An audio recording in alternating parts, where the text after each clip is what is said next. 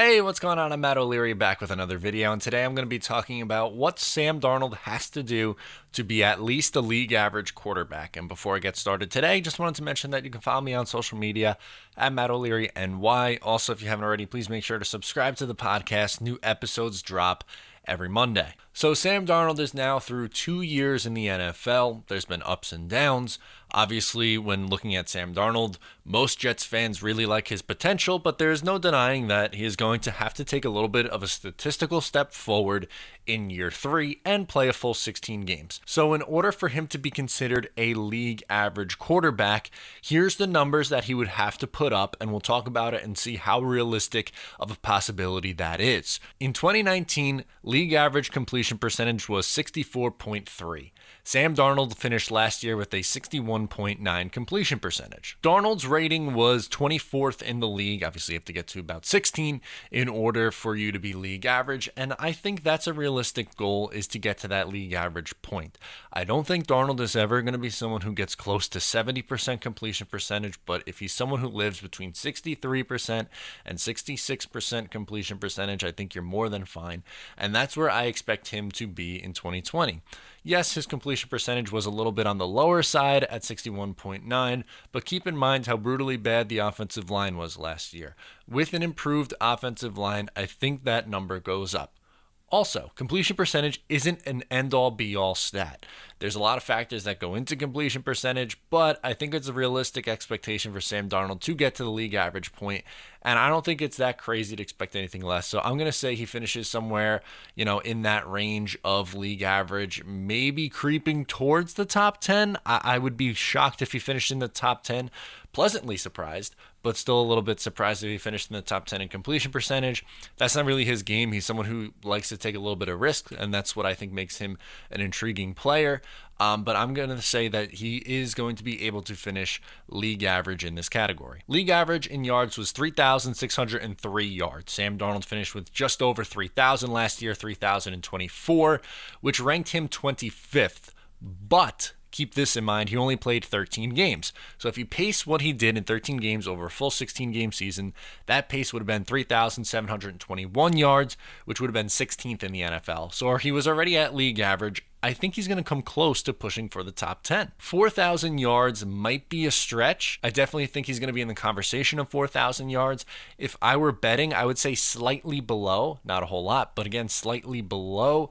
I definitely think if, again, league average last year was 3,600 yards, I fully expect him to be over 3,600 yards and pushing closer to, 38, 3,900, maybe even 4,000. 4,000 would be phenomenal. I don't think it's out of the realm of possibilities, so I definitely, expectations, league average of 3,600 would be a disappointment in my eyes, because that would be taking a step back over a 16-game season sample size. I want to see him improve on the 3,700 that he was on pace for last year and have that number be closer to 38, 39, or maybe even 4,000 yards. So yes, I think we're 2 for 2 in realistic expectations for Sam Darnold so far. In terms of touchdowns, league average 22 last year. He had 19, again in 13 games. That put him at 24th in the league in touchdowns. If you pace it over a 16-game season, 23 would have put him at 15th, so in the top end. And I fully expect Sam Darnold to be someone who's pushing 26 plus touchdowns passing. I think 26 is probably a pretty fair number. So I think we're going to see Sam Darnold probably around, let's say, like 12th in the league in passing touchdowns, which I think is probably more than fair for realistic expectations. I don't expect him to put up less than 25 touchdowns. Again, this is under the assumption that he plays a full 16-game season.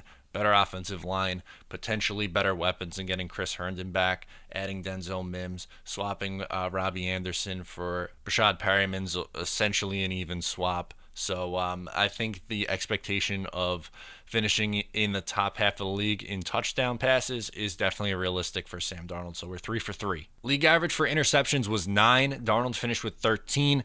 1 per game pace, so that would put him on pace for 16, which would have been the 4th most in the NFL. I don't ever see him as someone who is going to, be able to throw let's say 5 interceptions in a season.